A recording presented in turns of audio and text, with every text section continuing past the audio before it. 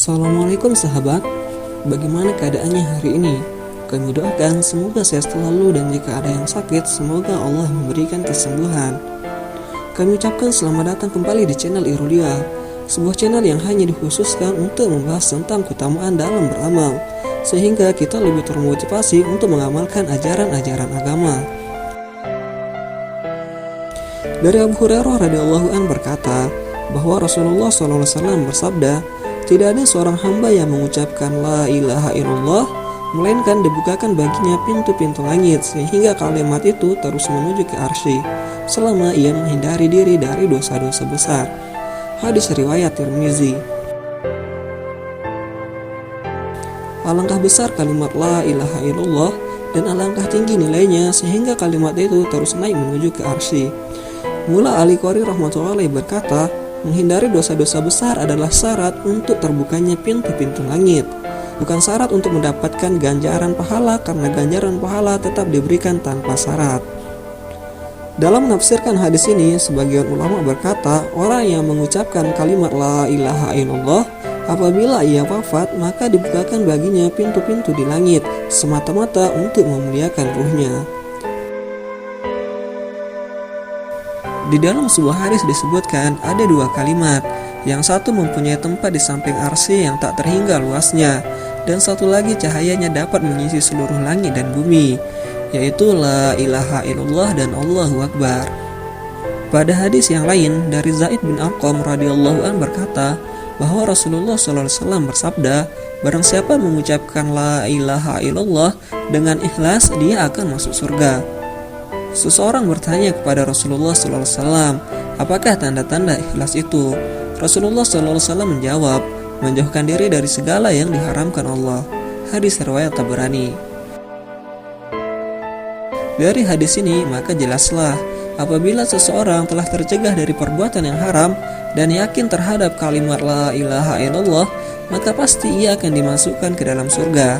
Tetapi jika ia tidak tercegah dari perbuatan haram, maka setelah menerima siksa, lambat laun dengan berkat kalimat la ilaha illallah, ia juga akan dimasukkan ke dalam surga. Kecuali jika ia melakukan kejahatan yang mengeluarkan dirinya dari keimanan dan keislaman.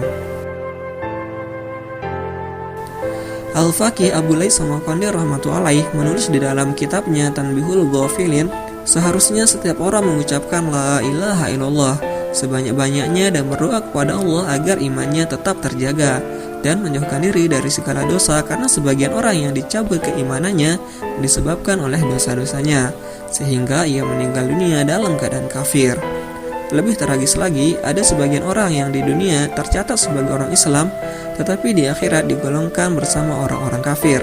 Hal ini disebabkan dosa dan perbuatan haram yang dilakukan secara sembunyi. Misalnya banyak orang yang diamanahkan harta oleh orang lain, tetapi ia menganggap harta itu seperti milik sendiri. Ia berkompromi dengan hatinya untuk menggunakan dahulu harta itu, dan suatu saat nanti akan dikembalikan atau minta dihalalkan kepada pemiliknya. Tetapi belum sempat hal itu dilakukan, ajal sudah datang menjemput. Banyak pula orang yang terlanjur menceraikan istrinya, tetapi sewaktu-waktu mereka masih melakukan hubungan intim. Mereka belum sempat bertobat, ajal sudah datang menjemputnya. Dalam keadaan demikian, iman pun dicabut dari mereka.